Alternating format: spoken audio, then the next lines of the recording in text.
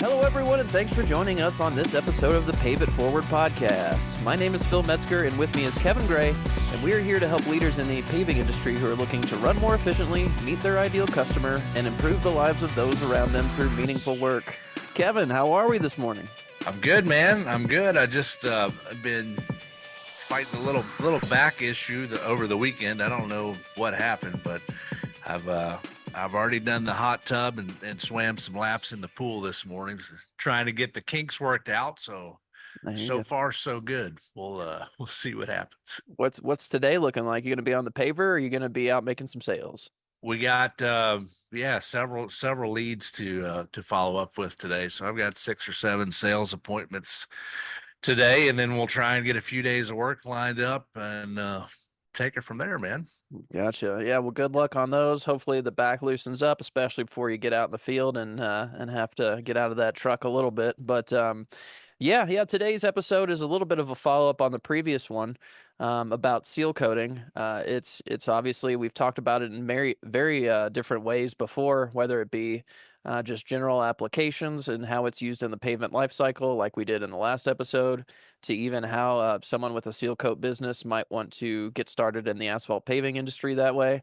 But I've looked back and we really don't have a full episode dedicated to seal coating. And for something that really does kind of help out that life cycle tremendously, whether it be the entire process of just a seal coat or a crack seal as well. I thought we could kind of dive in and kind of help explain a few of the major points that kind of arose, including why you may want to avoid doing it yourself, some of the different tactics and ways to actually lay it. So I thought we'd get started there. So as I said, if you want to know more about, how it fits into the full life cycle, we have a podcast episode last week about the pavement life cycle, especially on the residential side. But Kevin, quickly, could you go over what seal coating actually does for asphalt and why someone actually wants to seal coat their asphalt on their property? Yeah, absolutely. It's coincidental, or maybe a good thing we're talking about this week. We've got couple larger commercial projects lined up for this weekend that we've got to go tackle up in Vincennes and Paoli, Indiana. So this is a good topic for this week. We'll be putting down plenty of sealer this week. But no, I mean it's just one of those things. I think we mentioned in the last episode, like it's similar to it's not the same by any stretch of the imagination, but it's similar to staining your deck or any of those outdoor you know products or features that you may have residentially or commercially that are exposed to the elements, that are exposed to rain, that are exposed to UV uh, light penetration. And it's also a product, like concrete, like wood, like again many exposed products that are out there in the elements. They're just they're susceptible to weather, they're susceptible to cracking, and we want to do everything we can do proactively to be able to extend the life cycle of the pavement, and seal coat, in my opinion, is the best way to do that. Best bang for your buck. You throw the crack sealing in there with it, and it's really just some probably it's the only way really, and it's the best way to protect that pavement asset. We put down new pavement and left untreated, it, and again, there's a lot of variables that could be involved, but you're typically talking about a 10 to 15 year product. Whereas when we can put down that seal coat after the first year, that after year one, after we pave, and then about every 3 to 5 years after that, you get out into a 20 to 30 year life cycle, sometimes even beyond that. So it really is just a natural protectant for your pavement asset. It keeps the weather out, keeps the rain out, keeps the heat off of it, keeps the sun off of it, um, things like that. So Gotcha. And so yeah. yeah, and so basically we're talking about a couple different things here, but just to try to put a visual to it, you just Yep. imagine you're looking at a flat piece of asphalt near the ground, and it's brand new, it's completely black. Then over time, you imagine the sun, the rain, and wind just completely wearing off that kind of top layer. And then you said also that it oxidizes, if am I getting this right? That's And then correct. and when Yep. it comes to the Yep. top, and so all that will kind of wash off, as well. So you're saying if it's left untreated, basically it's getting more and more kind of towards that white color, gray to white. Yep. You're seeing Yep. more and more little rubble and breaking up. So does it hold the asphalt together? Like obviously it can, you're saying it kind of is like a protective shield somewhat from the Yep. elements, but when I Yep. think of like asphalt breaking apart and you mentioning several times before that it's not just paint, so we're really trying to keep that asphalt together and protected. Is that the main benefit I'd there? say there's absolutely an element to that, and as that new asphalt turns gray as it oxidizes and hardens, what you've got left are the cementitious properties of the liquid asphalt. So asphalt's basically comprised of rock, tar, liquid asphalt, and sand. So you got three elements in there, and that tar, that liquid asphalt, is what oxidizes and the oils evaporate and escape from that, and you're left with the cementitious properties of that. So it basically is just holding the rock and the sand together, essentially, and it's made asphaltic concrete at that point. So yeah, when you put the sealer down, um, and again, we use coal tar sealer here in our neck of the woods, and then we put a latex additive in there with it, and we put a heavy sand load in it. And so, over time, left untreated, that pavement, as the rain hits it, as traffic wears on the top of that, surface course, and as the other elements kind of, uh, you know, get to it as it's left exposed, you can start on the very top of the surface, start getting some pitting, start getting some voids, maybe some of the sand is washing out, maybe some of the looser rock starts washing out. In a perfect world, that stuff's good and compacted and all the air voids out of it, and it's really interlocked. But over time, I mean, weather is eventually going to start to take over and win. I mean, it's no different than how rain, water, rivers have carved things like the Grand Canyon over time. Like it's water always wins. So whatever we can do to help eliminate that factor, and then with the latex and with the sand load, you're filling in some of the void left behind from what weather or UV penetration has done to new pavement. So you are uh, I wouldn't say it, it's not getting through that whole pavement layer. It is more so just protecting the top. But what it is doing at the top is that it is interlocking that shield on top of the new pavement, if you will, and really creating a nice barrier that doesn't allow for penetration of much. So especially if it's done correctly. And the cracks are treated correctly, and you've got a contractor that's really done it the right way. Gotcha. It Gotcha. Yeah, performs very well. yeah, that really makes a lot of sense. And the more and more, I've been involved in the industry now for 7 or 8 years, and it really is crazy through some of these talks how little, I or how many things just continue to pop up, and I continue to learn. And I can't tell you how many times I've heard you throughout the years say it's just rock, sand, and tar, but here I am learning more and more about what actually happens there. When you talked about having different mixtures, having more sand or adding latex additives.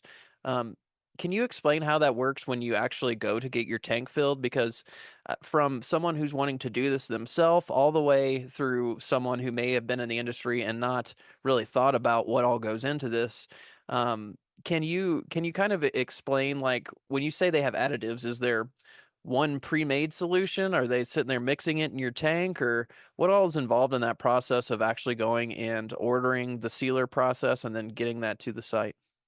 Yeah, and it depends. I mean, there have been periods of my career where I've um, kind of made a proprietary blend and mixed it myself, and then there's always you've got options at the sealers manufacturing plant too, where they've got some ready mix products ready to go to kind of take out some of the mixing or adding on the consumers and on the contractors end. So I guess if we could simplify this, we'll just talk about um, how sealers made, and then what the options are going for that. I mean, basically, Sure. the sealer we're talking about, the coal tar, it's basically a coal tar emulsification process. So it breaks coal and coal tar down into the byproduct of the refinery process. You've got kind of a sludge, a liquid concentrate left over, and basically that's how sealer starts in a concentrated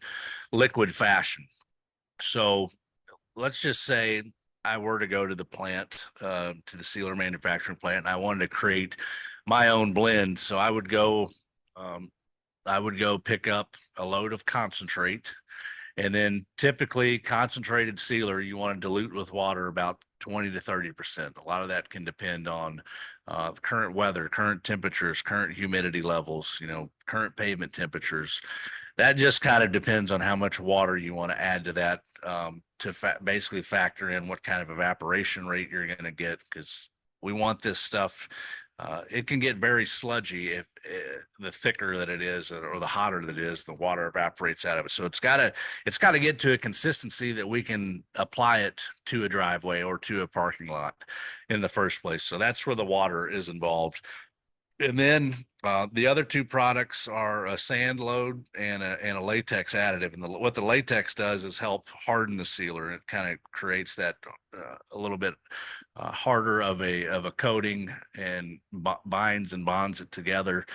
And then the sand creates an interlock of the liquid solution that you made, the concoction, you will. So you've got the concentrated sealer, you've got 20-30% water load, you've got we typically run about 3 to 5% latex additive. So if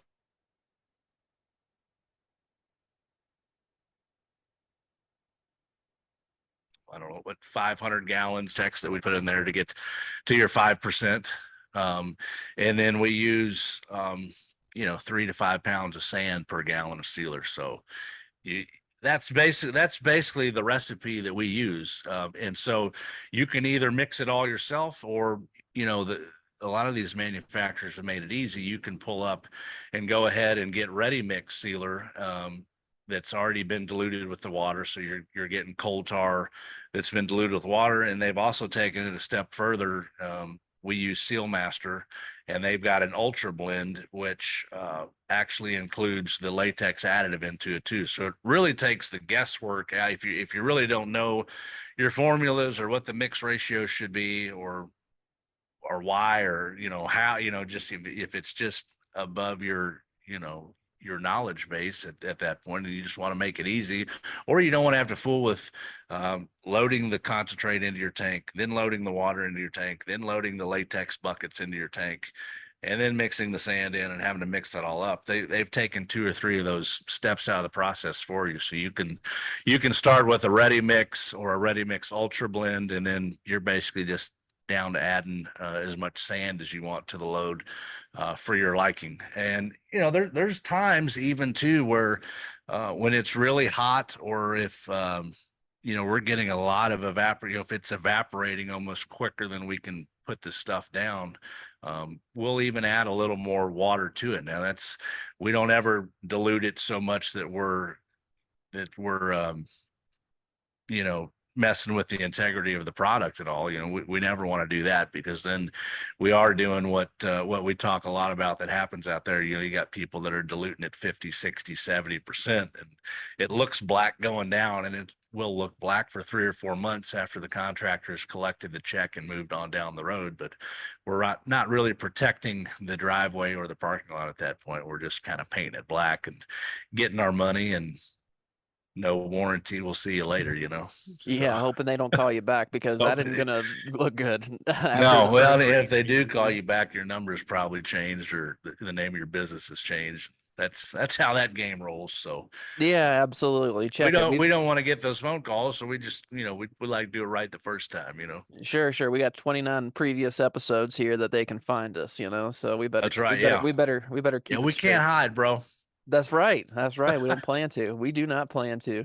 So I was also thinking, there seems like First of all, when I went to the sealing plant, like or went to, on sealing jobs with you all and other companies that I've seen kind of do this process, Yeah. they've, I've been there, I've seen you add the water and then, the different mixtures. I've also seen them just bring the hose down and fill up your tank with some of the pre-made products Yep. you've seen and stuff, and it's really fascinating. And when you brought up in the previous episode how a lot of people who want to DIY seal coating, whether it be someone who's just starting out in the seal coating business or whether it be a homeowner or maybe even a small parking lot owner that wants to try to save a little money.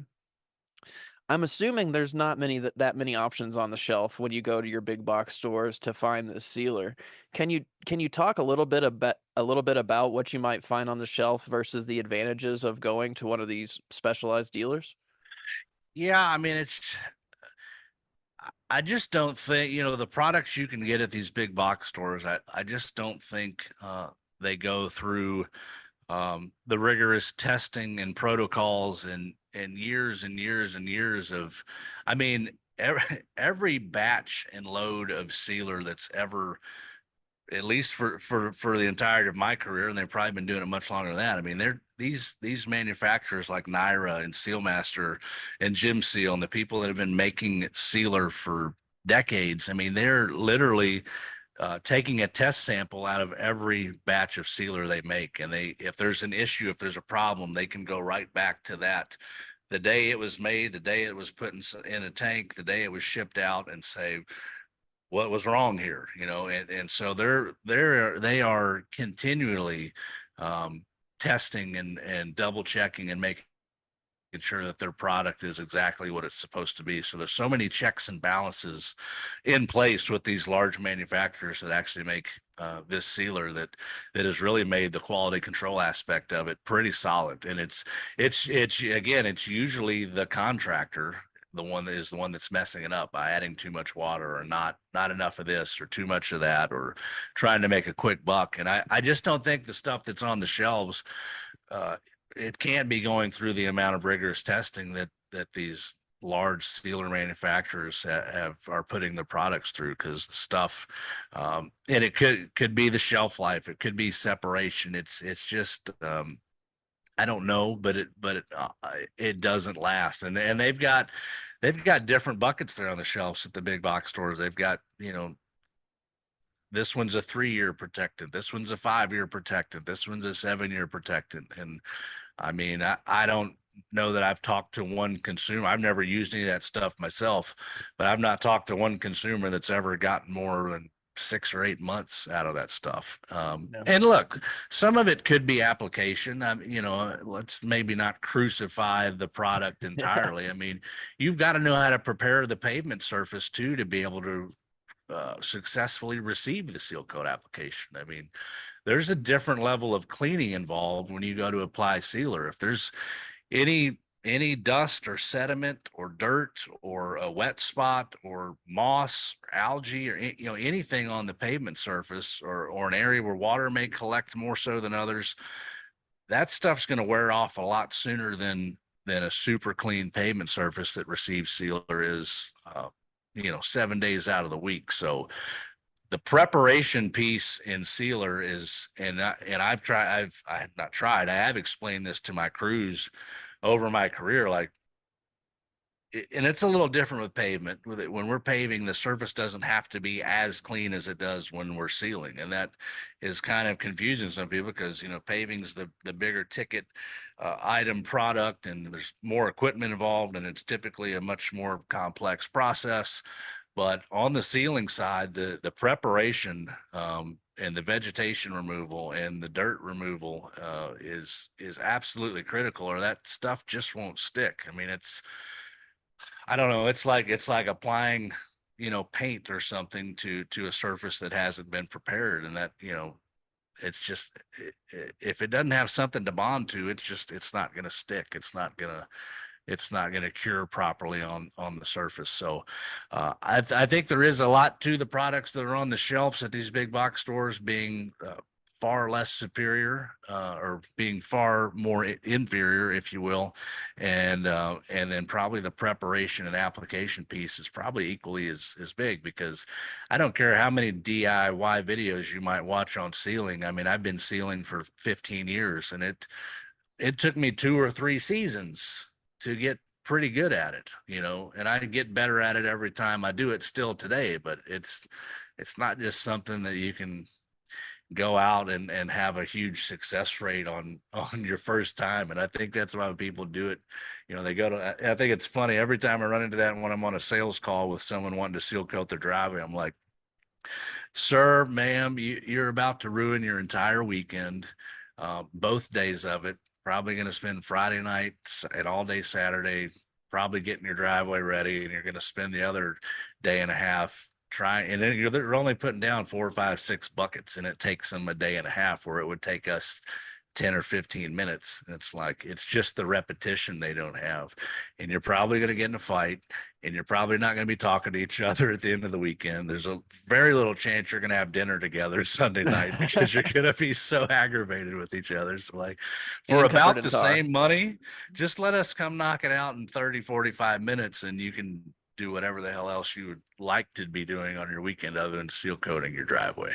Sure, sure. Yeah, I did that. My dad tasked that with me, I guess as maybe like a 10 to 12-year-old kid, something like that. Yeah. Got me 5 or 6 buckets and took me 3 days. And there is something very cathartic about the process.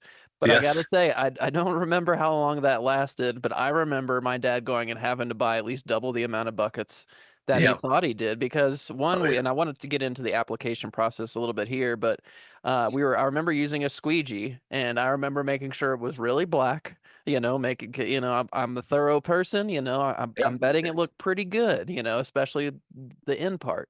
But I Right. remember just my dad having to go back and buy more and more buckets, and how frustrated he got throughout the process.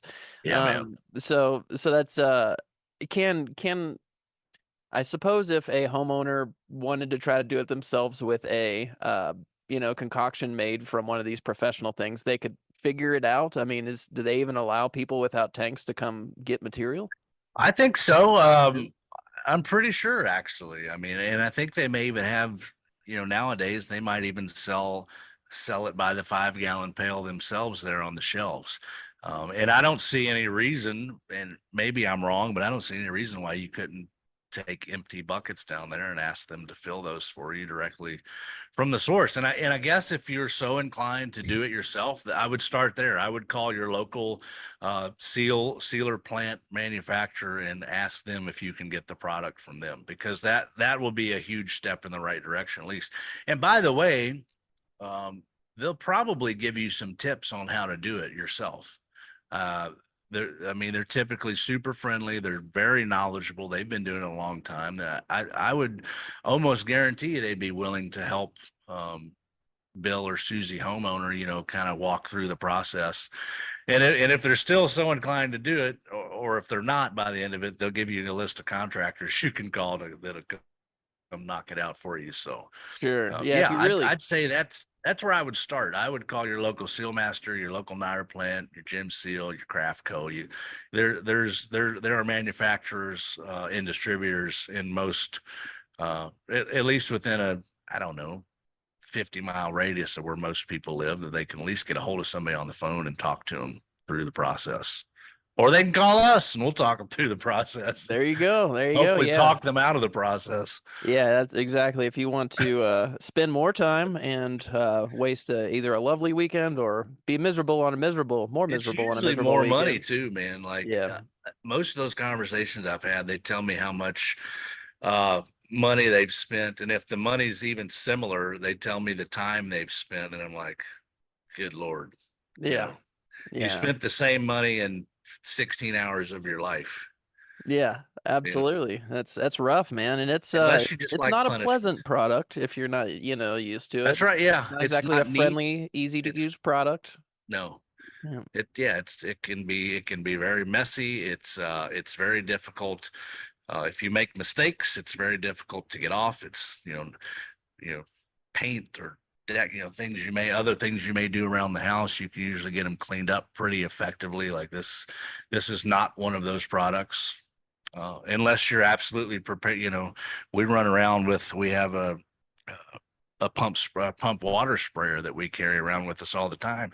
That we've been doing this a long time, and there's still occasions where we may bump a little bit, on a piece of concrete or up against the sidewalk, or it doesn't happen a lot, but we're there. We know exactly how to get it off within, because when it's hot, you've literally got seconds before that stuff's drying out and the water's evaporated out of it and it's stuck to whatever surface it's on. So Oh yeah, throw away your shoes if you're not planning on seal that's coating again as right. well. That's right. Yeah. Don't wear your Jordans when you seal coat your home driveway. That's tip That's number one right there, homeowners. So you talked about, I was curious about the application processes because personally, I've seen people do the squeegee, do the brush, have trucks that pull behind with the spray bar, use a handheld spray bar, and you talk yeah. about being able to do this quick and efficiently, and you talk about all the headaches that come with it as well. Can you kind of walk me through, I guess, like the history of what you've tried and what's worked and what's not as far as applying the seal coating or applying the seal coat? Man, we've probably tried it all. I mean, um, I've never used a squeegee. I've always used a broom when I've done it by hand, and we've gotten to where all residential applications we ever do is all done with a broom by hand. I don't care if it's 500 square feet or 25,000 square feet. It's um, I Seal coat again. We just talked about it. It's one of those products that it's hard to be neat with, and it's hard to not make a mess with. And we get on even on these 1,000, 2,000 foot long farm driveways where they probably really don't mind, and you see it all the time, and it drives me nuts if there's a little overspray in their grass line up down the driveway. I don't get down with that. Their grass wasn't black before we showed up, so why are we gonna spray this nasty crap all over their lawn and the approach to their residence or their estate, with all this black sealer? So we do everything by hand residentially. We like to keep it nice and neat and crisp, and by broom is there's no doubt that's the best way to apply it, because it's pushing that latex and that sand and that sealer down into that surface layer of pavement, and you're actually probably getting at least, if not double, at least probably 1.5 times the amount of material down, when you're putting it down by hand, and unless you've sprayed a lot of sealer, it's really hard to get a good thick Hmm. coat down that looks great, just by applying one coat. But going, talking about spraying, so we do our residential stuff by broom, and then when we get down a parking lot or a commercial project, we'll go around all the border, even if it's just grass border. I'm not going to spray their grass either at these commercial facilities. So we'll make a 3 foot cut in all the way around, with the broom. We'll go around the curb line. We'll go around any parking, wheel stops. Um, if we've got tight areas or single lane areas, we'll do those by broom, just so we're not getting overspray on the concrete.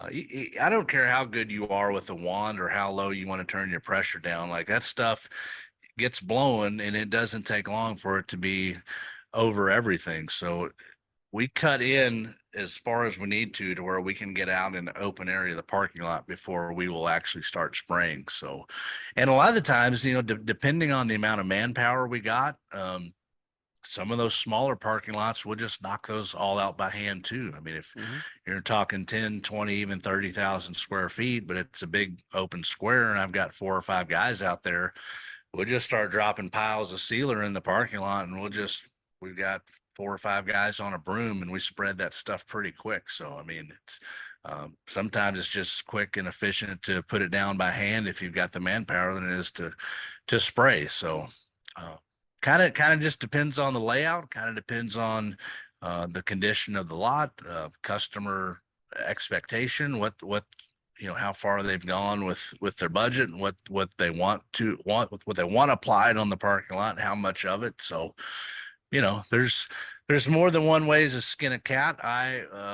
over time, because trust me, I've gotten plenty of sealer on things I wish I wouldn't have gotten sealer on, including curbs and our vehicle, our company trucks and garage doors, and just part of the process over the 15, 16, 17 years we've been doing sealer. Like, I've seen sealer in places I hope I never see sealer in again, man. I mean, you get it on a garage door, and we've tried to paint them, we've tried to clean them. Nothing gets that stuff. I mean, you're replacing the garage door, and that's why we don't seal coat if there's much more than about a 20% chance of rain. We just don't seal because it's Yep. not worth it. Because all it takes is one pop up shower, 30 minutes, 30 to 60 minutes, 90 minutes, even sometimes after we've put it down, for that rain to come down and splash that sealer all over everything. And now we've got a $5,000 cleanup bill for a $400 driveway we just sealed. It Yeah. just, Yeah. and Plus asphalt nobody has. wants a headache. We don't want the economic expense, and the homeowner doesn't want to have to deal with our crap. They're like, you idiots shouldn't have sealed. Well, you really wanted us to come today and Yeah. trying to make you happy. Yeah. So we just say, we're not. Yeah. If you want to get someone else to seal when there's a chance of rain, you may go for it, but we're Sure. just going to do it. Yeah. I mean, it's because they're gonna call back when it's all different colors, gray, and they can tell that Yeah, some of it's and been it's washed splashed on off their white and garage some of door, it's on and their garage. Yeah. on their Um, sidewalk. It's on their cat. I mean, it's in their garage. They've walked it into their house on the carpet. Like, I've heard about it all. If I haven't seen it all, I've certainly heard about it all, and it's just not worth it, man. yeah, out there, let us know your seal coat splash stories if you have a good one. Man, Because yes, yeah, it's the little. I mean, honestly, you talk about it being the lower price ticket and all that, and obviously it's if you since you're a reputable company, you want to be able to provide all the necessary steps and procedures in an asphalt maintenance, to that's right. preserve that pavement and the lengthen the life cycle. But man, it can be extremely tough, especially when you're under time constraints and people want a job done.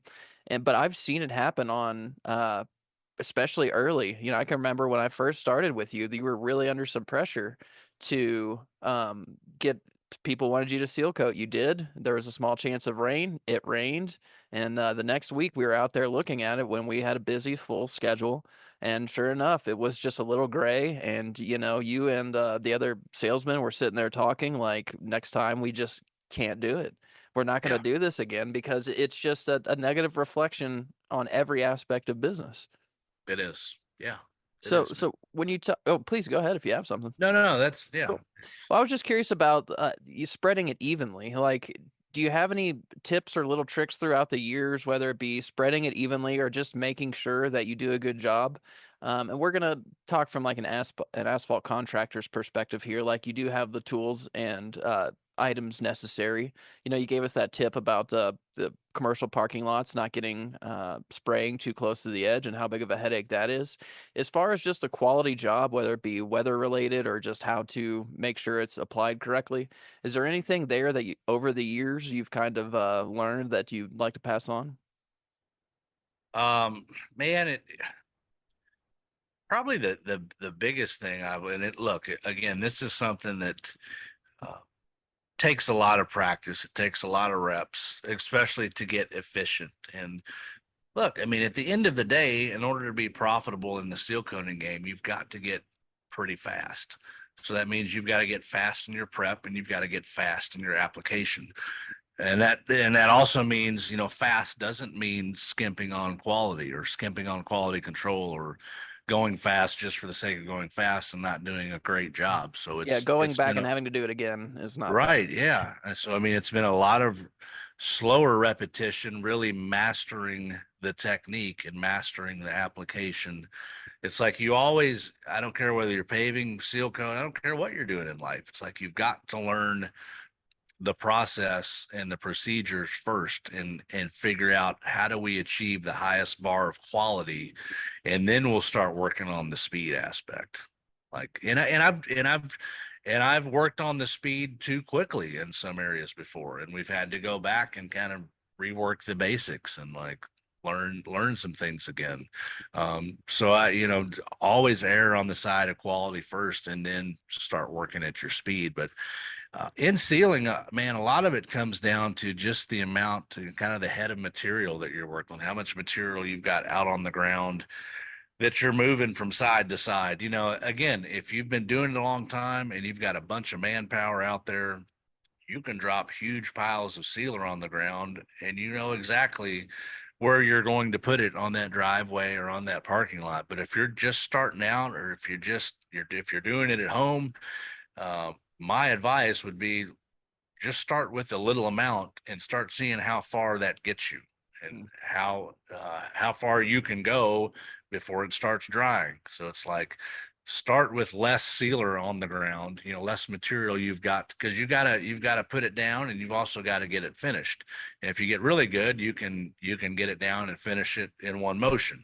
But that's another whole game. So like, you've got the art of getting it uh, put down. Just imagine if you're painting the wall or something, you get the paint on the wall, but then you've got to kind of put the finish stroke on it to where you're not seeing the brush marks or streaks, or you got paint drip, or whatever things you don't want to see on a wall that you've just painted. So it's very similar in the seal coating game. So it's really just taking your time, being mindful of how much material you've got, and especially in those tight areas, maybe around garage floors or sidewalks or curbs or wheel stops. Like, if you've got a big pile of material down there, you're probably going to push some of it up on a surface where you don't want that sealer. So less material in some of those areas, always err on the side of less material when you get in a tight spot or a tight area, and maybe have a little more material when you've got a bigger open space to work with, and you can kind of push or pull that material along, and you've got some area to move it. So head of material is probably the biggest tip or trick that I've seen over my career, at least. It's something I've had to be most mindful of when really perfecting this craft. Sure, sure. And yeah, it can get frustrating having to walk to the other end of the driveway pushing sealer because you've put a big pile somewhere you're not supposed to. Meanwhile, you're going Yeah, over an area you've already seal coated, creating lines from both sides of the yeah, broom man. or squeegee, and losing material all the way, and you barely have anything left by the time Yeah, you get yeah. Having to to the go place back you're and going. refinish it, or Yeah, yeah, whatever. Yeah. absolutely. Yep. Yeah, man. Well, is there anything that we haven't covered? Obviously, there's plenty we haven't covered on seal coating, but is there anything as far as what we talked about today that we didn't get to that you wanted to mention, Kev? Man, I don't think so. You've got a note in here about, the best time of year to seal coat. Hmm. Um, I don't know. I would say my favorite time, and maybe a selfish desire here, but it's usually summertime, because spring, um and look, anytime the pavements or the air temperature is 55 degrees and rising, you're good to put sealer down. Like, I don't care if it's November or December, but it's been 55 and rising for a few days. Like, it's probably going to be okay. Colder temperatures, um, you risk it not curing properly and kind of flashing a gray color instead of curing and hardening as the deep black that we're after. And usually when it does that, when it's too cool, it just never gets the kind of bond we're looking for. So uh less than 55 degrees is bad. Spring is tricky because there's so much rain chance involved typically, and you've got some cooler weather you're fighting. And by the time you get to fall, or late fall, you've got, it can get rainy, cloudy. The days get a little shorter again. We definitely don't ever recommend seal coating at night. You just don't get enough cure time. It can be done maybe in the middle of summer, or if they don't need the parking lot for a couple days, and you can actually let the sun beat on it for a couple days before they're opening the traffic. But if you're, these fast food places and gas stations that they're expecting miracles, that they're, expecting you to seal coat it overnight, and they're going to open it the next morning at 8 a.m., that's just a world of shit you don't want to get into. I mean, it's terrible on everybody. So the kicker in the fall, you get the leaves that start to come out of the trees, and and all the other things, the What a sticks, the pain. branches. And so you're constantly kind of cleaning, you can Yeah. clean it. And now, as long as you get the sealer down and leaves fall on top of it, that's not a problem because your Yeah. sealer's down on the pavement. But you can really just start kind of fighting the elements in the fall, and then you're chancing kind of the rain in the spring. So, that dead heat of summer, probably the best time to do it, just in my opinion. But again, like I said, as long as it's 55 and rising, you're in good shape.